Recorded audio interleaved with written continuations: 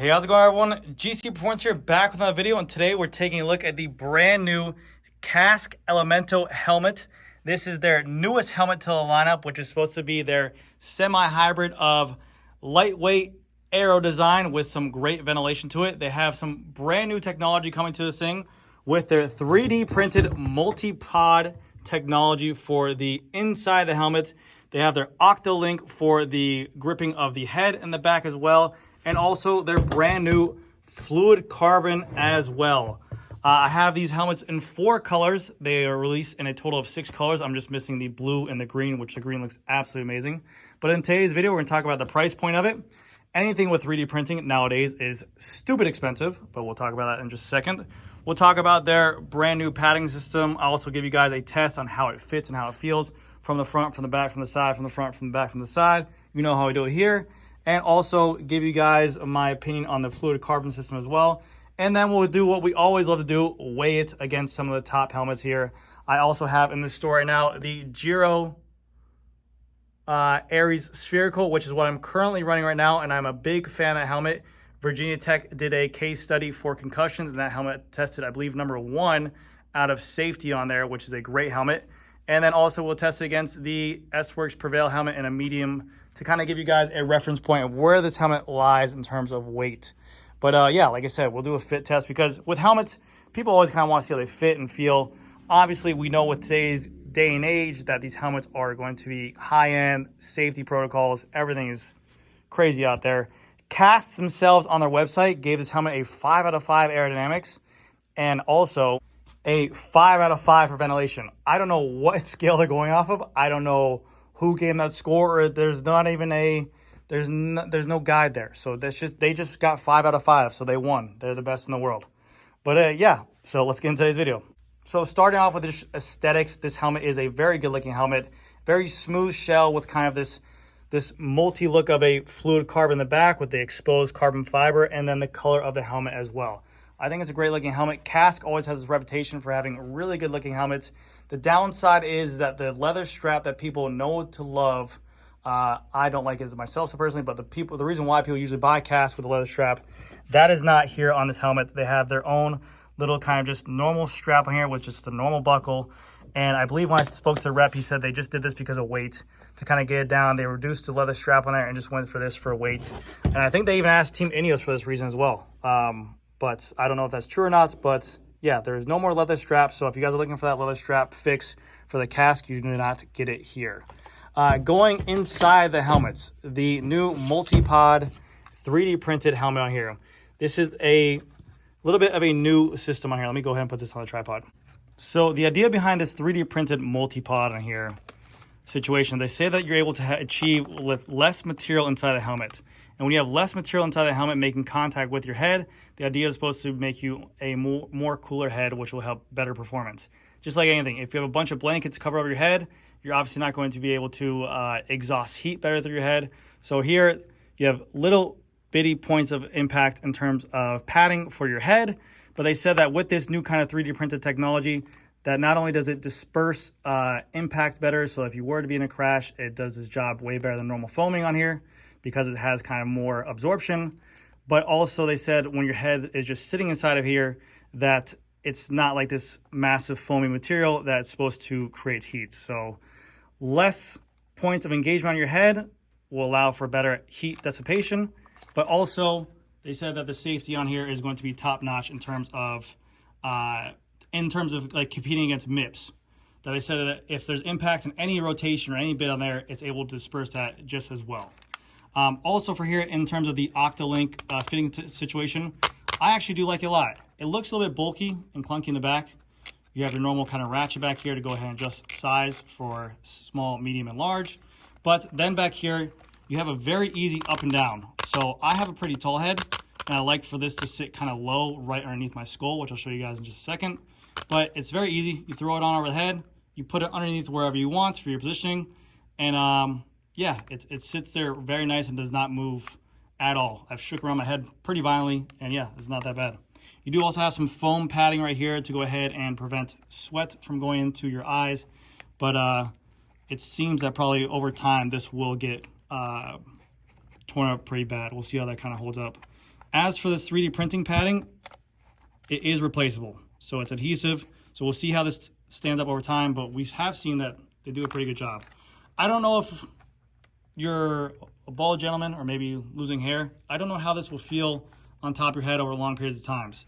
Obviously the helmet's not moving back and forth, but this could be something that could irritate you over long rides. I don't know, so keep that in mind too when riding or consider buying this helmet. All right, so Fluid Carbon 12, what is this? This is a new composite that allows for the inner EPS to be reduced, so that way it helps improve the ventilation and also the aerodynamics. So you don't have to see all these massive bubbles or different points of foam around the whole helmet. It's a very thin piece of composite that really does help mold and shape the helmet. Also, they say that this material absorbs energy better and helps distribute it throughout the entire helmet if ever involved in a crash as well. But yeah, so the whole idea is just because of the fact that you can shape the helmet a little bit better because you don't have to use as much EPS or foam to create the whole entire helmet. But honestly, anything carbon, having carbon on anything in terms of your bicycle, whenever you put carbon on something, it just makes it look cooler and faster, especially the split up color scheme. It looks cool having like the red with the carbon, the white with the carbon, the silver with the carbon. I thought that the black and the carbon wouldn't look as good, but even that, having like the semi-gloss paint with like the matte black does look really badass. And it really does look like a nice looking helmet. Very, very cool. I like the frontal a lot of it too. But yeah, really good job on there. So let's get into price point of this thing. It is $400. It is a little bit more expensive than a lot of the helmets on the market. I believe that's because of the fact of the fluid carbon composite on here and also the 3D printed foam. We see this kind of this trend throughout the entire bicycle industry. Anything 3D printed is expensive, but with all this said and done, it being $100 more than a lot of the other flagship helmets out there, like the Specialized, like the Giro, like POC, this fluid carbon material, the multi-pod 3D printed, does the $400 price tag make it lighter than the competition? Let's find out right now. All right, we have 4 helmets here. Specialized S-Works Prevail 3, size medium. Specialized S-Works Evade 3, size medium. Brand new KASK Elemento, size medium. And the Giro Aries Spherical, size medium. This helmet is really badass, guys. This is actually the exact color scheme I'm riding, but this is really cool. The entire top shell moves, and that's, again, to help if you're ever in a crash, to really disperse that kinetic energy. Really nice helmet as well. $300, $300, $300, $400. Let's weigh it because we're obsessed with weight for some odd reason, even though I'm 200 pounds. Starting off with the Specialized S-Works Prevail 3 in a size medium. We have this thing weighing in at 295 grams. Wowzers. Oh my goodness gracious. Next helmet. We're going to speed run this. Sorry that I have this massive tag on here. 323 grams. Again, this is more of an aero helmet. The other one is a lightweight ventilated helmet. Sometimes being cooler is faster. The brand new KASK Elemento, the feature of this, obviously it has to win the weight test because it would be a scam if it didn't. Size medium. 332 grams. So they're really painting this as an aero helmet because it is 323 grams, 332 grams. Wow, 331 grams. So that's 10 grams heavier. The Prevail, again, was 295. Okay, so holy crap. And then the Giro Spherical Aries, 278 grams.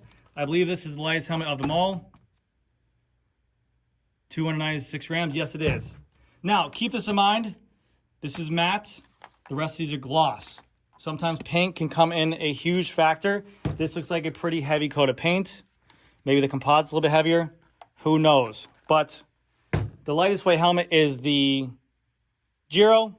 Second place, Prevail 3. Third place, the Evade. And then lastly, the Elemento coming in 4th place.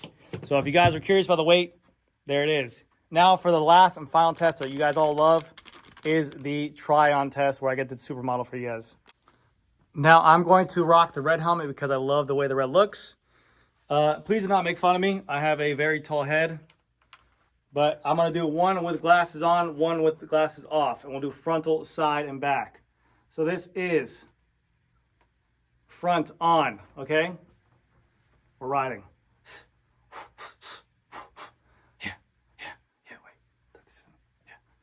Yeah. Sprint. Yeah. Okay. Cool.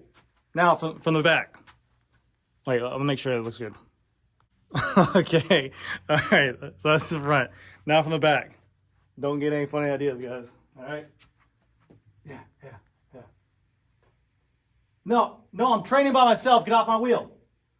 No, I'm training by myself. Get off my wheel. Yeah. No, I'm only doing 4 kilos, 4 watts per kilo. So get off my wheel, bro. You got a problem, bro? You got a problem? All right, cool. Now side. Now side. Yeah. Cool. Give him like the eye look. Check the glasses. Make sure they're not coming up to spray and attacking you. Cool. And then this is a good little feature to show you guys the Octolink.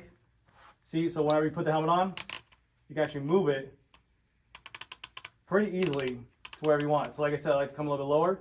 So let's say I want to go ahead and put the helmet on again. We go ahead and helmet's off. Put the helmet on where we want. We have the boa fully open in the back. Then we can kind of adjust it where we want. Right there. Tighten her up.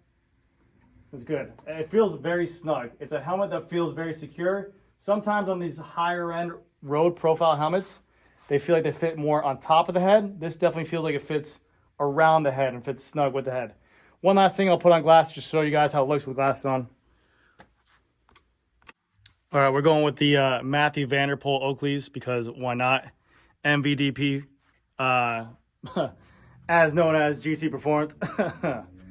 As you can see, also glasses over the straps, never under the straps. That's a noob. We go over the straps, all right, guys? So it fits very flush with the top of the helmet. That's what we like to see. Looks very cool. Not a lot of pressure on the nose. I like it. Enough room there. Side profile. Downside hut. Back profile. Downside hut. Get away from my quarterback. Front profile. Cool. All right, guys. So that's going to do it for this video. Thank you guys again so much for watching this thing. This thing is $400. If you guys are interested in buying it, I'm telling you, it's a very, very comfortable helmet. I have never really rode a KASK before because the leather strap is always a turn off. I'm trying to decide what color helmet I want. And this one, I'm definitely going to go ahead and buy one of these for my arsenal. It's never a bad thing to have too many helmets. You can never have a different mix and match for a kit. So thank you guys again so much for watching. And I'll see you guys in the next video.